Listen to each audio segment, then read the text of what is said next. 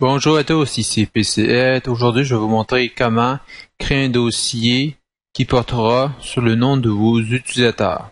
Par exemple, j'ouvre mon exportateur de fichiers, je vais ici dans mon CDE et je vais créer un dossier où je pourrai mettre tous mes utilisateurs. Pour cette info-là, le nombre d'utilisateurs que j'ai, c'est environ 117. Je vais vous montrer ça rapidement. On en a ici, ici et là. Ça, c'est mon UI principal avec les groupes. Et tous mes utilisateurs sont là-dedans. En fonction des membres de Montréal, de Québec, ainsi de suite. On vient ici, on peut voir direction, membres, Montréal. Donc, comme je disais, annuler.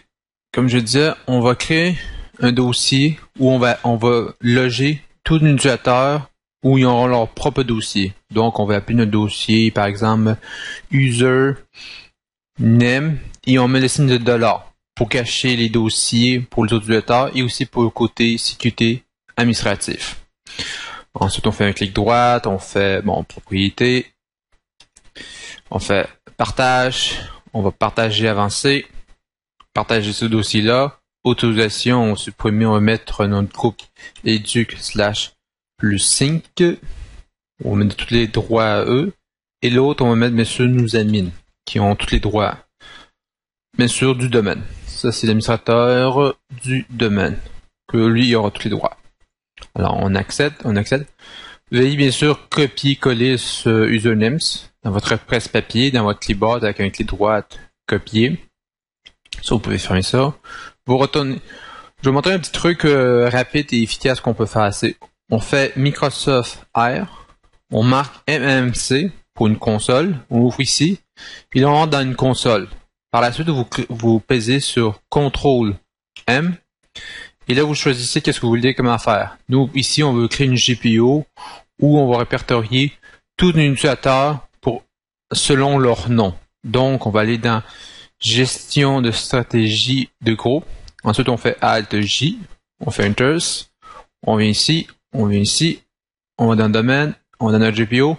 Et bien sûr, notre GPO, on va la créer pour tout ce qui est edu+5. Alors, on va ici, clic droite, créer une nouvelle GPO, on va l'appeler ma page sur le user name.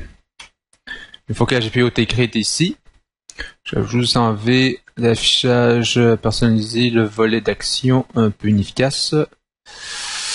Bon, on a notre GPO, clic droit dessus, on va aller dans modifier. Bon, pour faire cette stratégie-là, on va le faire en 3 temps. Vous allez comprendre pourquoi en 3 temps. D'abord, on va aller dans préférences, paramètres de Windows, et on va créer un dossier. Pourquoi je vais créer un dossier? C'est pour que chaque fois que le dossier n'existe pas, il va se créer par lui-même. Alors c'est pour ça que je vais aller dans les dossiers. Et là, je vais créer un nouveau dossier qui portera bien sûr ici action. On va le créer. Ici, on a une liste. On va remettre notre logon username. Et là, ça c'est le dossier où chaque personne aura son dossier. Pour moi, par exemple, on a vu c'était Montréal direction, Montréal employé, Montréal ressources humaines, etc. Donc, on va mettre une variable d'environnement. La variable d'environnement qui existe, elle s'appelle logon on users. Donc, on fait pourcentage logon user name. OK? C'est cette variable-là. Alors, logon on users. Je me suis trompé. C'est L-O-N-G-O-N-U-S-E-R. Si vous ne connaissez pas la variable que vous cherchez, vous pouvez toujours, à partir d'ici, peser sur F3. En faisant F3, ils vont vous lister toutes les variables qui existent. Et nous, la variable qu'on veut utiliser, c'est logon. On vient ici, elle s'appelle ici logon on username. Le usernames of current users. Mais si vous voulez utiliser d'autres variables pour d'autres exemples, ils sont tous répertoriés ici, là-dedans. Bien sûr, cette GPO crée des dossiers selon vos préférences. Nous, pour l'exemple ici, on va créer seulement un logon users. Bon, donc c'est LON LOGONUSER. Alors on va sélectionner. Bon, si vous voyez ou si vous voulez un peu plus, que ce soit un peu plus propre, vous pouvez faire bien sûr ça, F3. Oups, logon. Oups, je suis bon. Logon usernames. On la sélectionne et voyez-vous, il écrit automatiquement ma variable pour moi. Alors c'est correct. On va dans commun. Ensuite, on fait exécuter le contexte de sécurité en utilisant un compte connecté. Ceci, c'est pour la stratégie. Alors, on confirme. Ah oui, vous pouvez aussi copier-coller ça. Et vous faites OK. L'affaire est créée. Là, on fait du mappage. On vient ici. On vient clic droite. Nouveau. Usernames. Et on fait application et on fait un nouveau. Si je veux faire bien mon nouveau. Nouveau, application. Le shell bug un petit peu. Nouveau. Bon, nouveau. Je me suis trompé. C'est plus dans ma page. Nouveau, lecteur mappé. Et on va faire ici. Bien sûr, ceci, on va la créer. Labeler en tant que. Et bien sûr, on va mettre la lettre U. On va faire afficher, afficher. Et ici aussi, vous pouvez toujours faire F3 pour voir toutes les on appelle ça les variables names en anglais, les noms de variables que vous utilisez. Et voyez-vous, logon uses là. Si vous mettez, par exemple, certains gens ont mis sur Internet usernames, signe de pourcentage usernames, mais cette variable-là n'existe pas pour le mappage. Alors, vous devez utiliser celui de logon. Alors, moi, je l'ai déjà créé là-dedans. Une fois que c'est ici, on revient ici.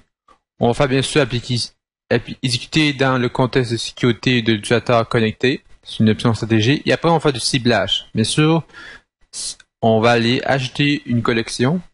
Et la collection qu'on va ajouter en faisant un clic droit sur l'objet, on met ici et on va aller dans le groupe de sécurité. Et bien sûr, comme je disais, on va mettre nous, utilisateurs, educ plus SIG. C'est-à-dire, à partir d'ici, moi je vais mettre toutes mes gens qui sont ici. Je sais qu'il s'appelle educ plus SIG, mais annuler. On va fermer ça. On va venir ici. On va aller dans ma page. OK. Bon. Par contre, la syntaxe, si je le sais pas par cœur, on peut toujours aller naviguer et on peut remarquer notre educ plus sync. On fait un test. Voyez-vous, c'était ça la syntaxe. Du domaine de l'objet. Là, on fait OK. Ça, c'est fait. On peut faire appliquer. Confirmer. Une fois qu'il est confirmé, c'est fait. L'autre chose qu'on peut voir, le défaut de cette variable-là, et aussi on va la tester. Je vais vous montrer une petite démonstration. Ah oui, faites toujours des appliquer. Aussi un GP update. Un GP update va répertorier là-dedans. Il va lister tout ça de A à Z et mettre à jour si des nouvelles modifications. Là, on fait souvent un GP update. Donc, à partir de nos clients, disons Windows 10, juste voir si je les ai répertoriés dans mes ordinateurs. Bon, voyez-vous, j'ai mes clients de Windows 8. On va l'effacer. OK. On va tourner ici. On va aller dans PC, clic droite, propriété. Paramètres, non avancé. Bon, on va mettre ici DT. DT3, DT3, DARL, SDML. Bon, on va mettre administrateur. J'ai fait une petite erreur.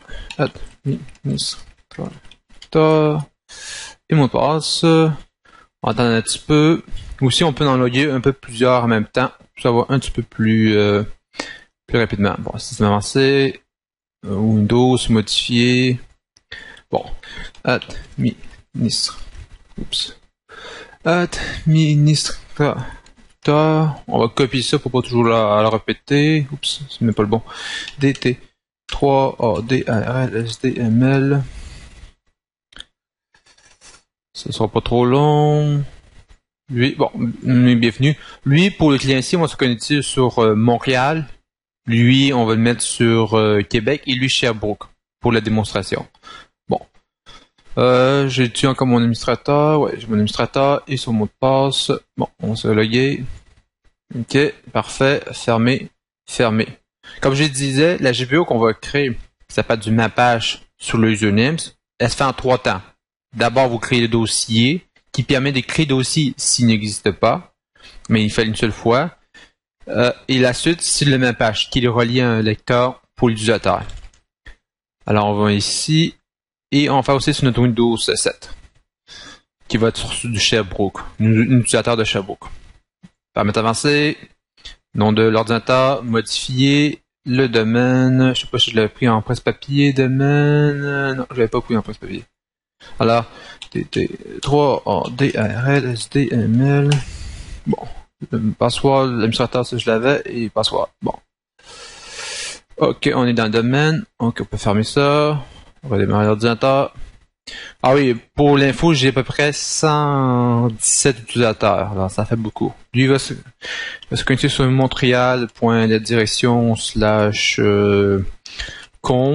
con pour conseiller, bien sûr. J'ai juste pris les 3 premières lettres et le mot de passe de ce utilisateur-là. On va retourner ici. Oh, lui, il s'est redéconnecté. Bon, lui est en train de faire le processus. Ah, lui, il a fini. Alors, on peut fermer. On va attendre un petit peu. Donc, la GPO, comme je disais, ça fait du mappage en fonction de l'username de la personne. On redémarre. L'ordinateur va redémarrer. On va le voir chez l'autre client. Bon. On va se connecter. Bien sûr, lui va se sur du Québec. Alors, je pense que c'est QC/dir/ pas moins DG pour le directeur général et c'est mon passe. Ok. Alors ici, la connexion se fait, lui ici, et lui est en train de patienter. Bon, alors là on peut se loguer, changer d'utilisateur, / bon, je suis mon domaine. Lui c'est, je pense ça s'appelle chez, /dir, / encore le con, là, je le connais pas par cœur, mot de passe. Bon, le mot con, ça, je me rappelle assez souvent, c'est mon conseiller, je m'en sers beaucoup pour une démo. Bon. Voyez-vous, ce que je cherchais, le mappage, il ne se fait pas. C'est normal, l'objet n'est pas créé. Pour que le mappage puisse se créer, il faut faire Windows R pour ouvrir, exécuter, et faire une GP update / force. Pour le forcer à faire le GP update. Là, il va faire le processus. On va attendre un petit peu. Je regarde ici. Pendant ce temps-là, ok,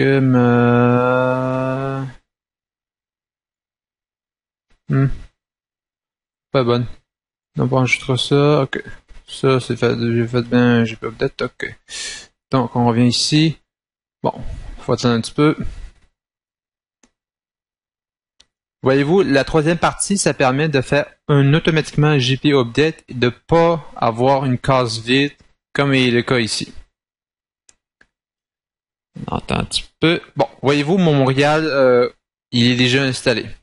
Mais si les clients par mégarde, ils décident de, je sais pas moi, le déconnecter, ok, par inadvertance, ils confirment ça et que on se déconnecte et on se reconnecte, le client ne trouvera plus son chemin et si c'est un chemin inconnu, il sera pas capable de le faire lui-même.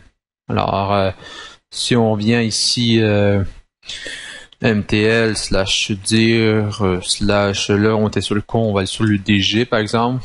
On fait mot de passe. On le voit sur notre Windows 8. Oups, ici. Non. Ouvre explorateur. Bon, voyez-vous, par défaut, il ne crée pas le chemin. Et on veut pas manuellement faire toujours un GP update si par exemple on a, je sais pas moi, si sa machine, c'est pas automatisé, c'est pas rendre la chose automatisée. Alors c'est pour ça qu'on va créer la troisième partie qui va faire un petit script qui va se faire automatiquement à chaque démarrage de l'ordinateur. Ici, la moyenne est la plus répandue et qu'on fait en général. Alors ça, on va laisser travailler ça. Bon. Bon. Là, il nous propose de fermer la session. Alors, on fait oui. Yes. Mais ici, la machine français, on marque O pour oui. Et on revient sur notre DG. On met son mot de passe. On retourne sur son bureau. Et on ouvre un exploiteur. Et voyez-vous son fichier. Mais comme je disais, vous voulez pas sans cesse faire un GP update. OK? Pour tout utilisateur. Donc, la troisième partie, on revient sur ma page. On fait modifier. On vient ici. Et c'est ici qu'on va, à partir stratégie, paramètres de Windows, et on va faire un script d'ouverture ouverture fermeture de session. Et on va créer ici notre script qui va être assez basic, qu'on va l'appeler la GP update force. OK? Bon. GP update force. On va faire oui. Bon. On fait une propriété.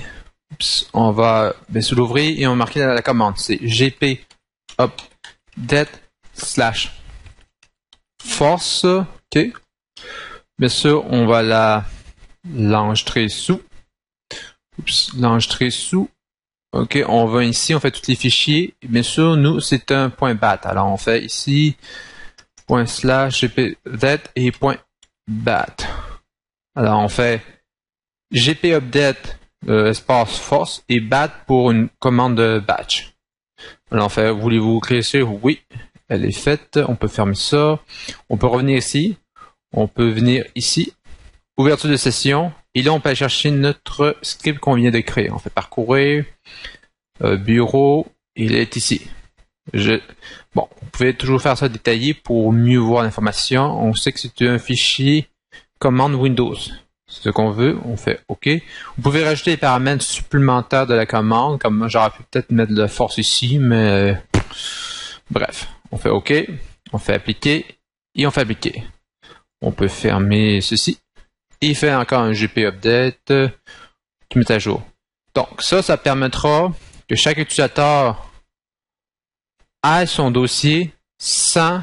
Voyez-vous, lui, il n'a pas son GP, il n'a pas son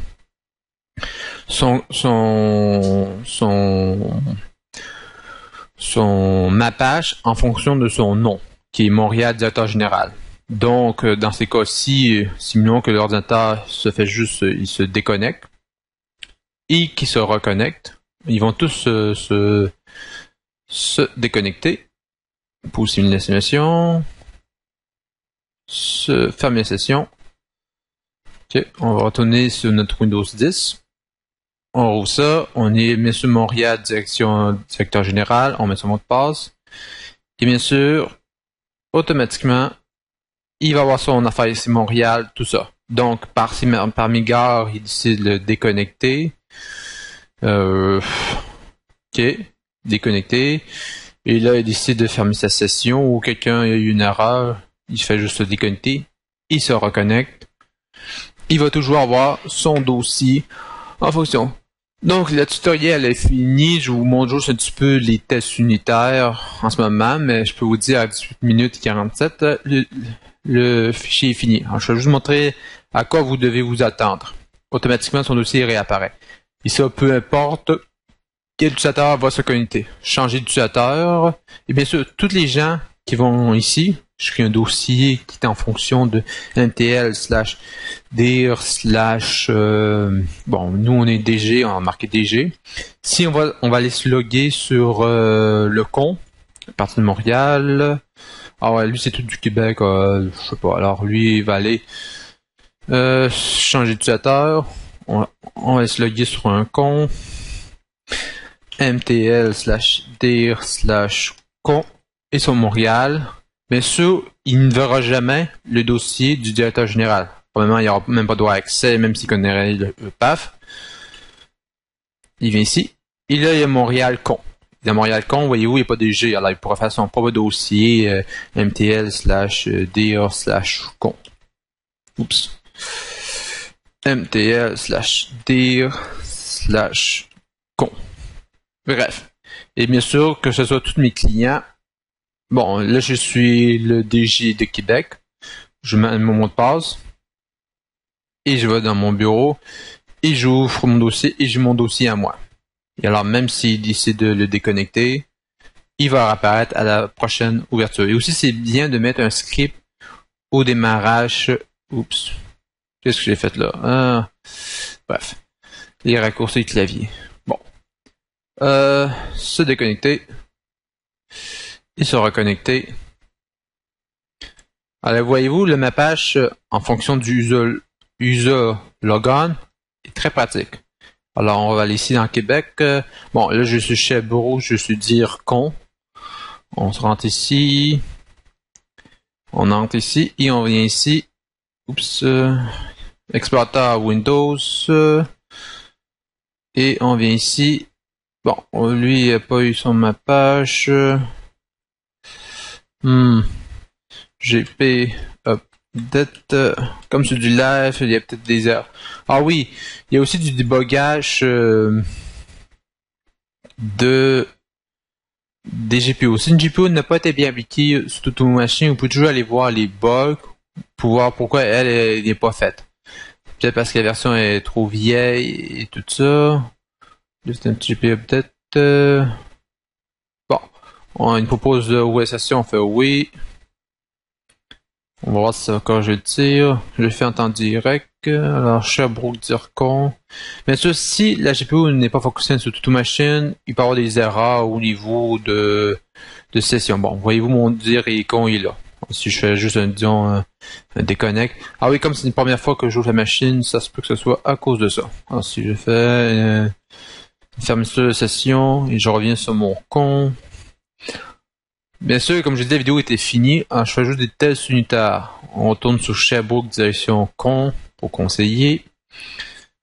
Et on rouvre. Et on ouvre ici. Bon, voyez-vous, la GPU update ne se fait pas très bien ici.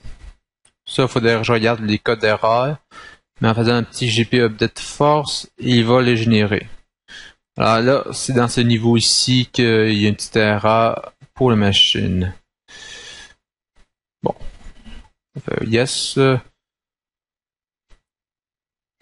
Bien sûr, des fois les GPU qu'on crée, les versions un peu plus vieilles, il peut y avoir des petits bypass, des petits lacunes, il faut des petits patchs qu'il faut mettre pour pouvoir les appliquer. Mais sur Windows 8 et 7, ça marche très bien. Je sais pas si c'est peut-être juste mon Sherbrooke qui marche mal. On va essayer. Disons que là je suis con, je vais aller me loguer comme DG. Ferme la session, on va juste faire des petits tests rapido. Ok, changer d'utilisateur, on va marquer mtl/dir/dg et on met son mot de passe.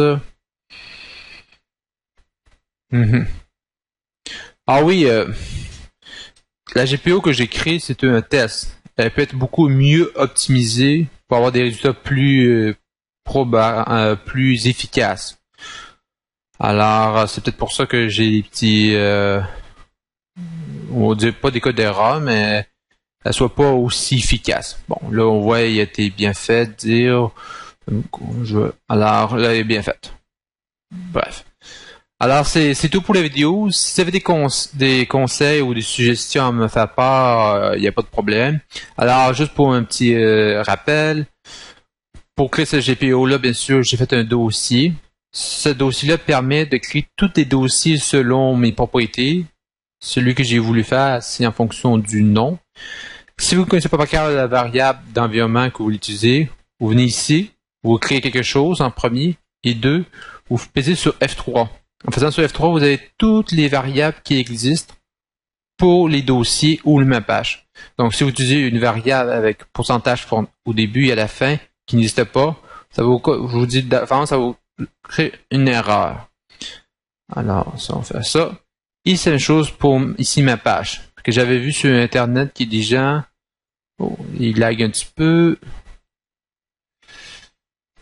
Alors, bon, ici c'est la même chose ici. Si vous voulez voir toutes les variables, vous venez ici, vous faites F3 et là vous voyez toutes les variables qui existent pour ça.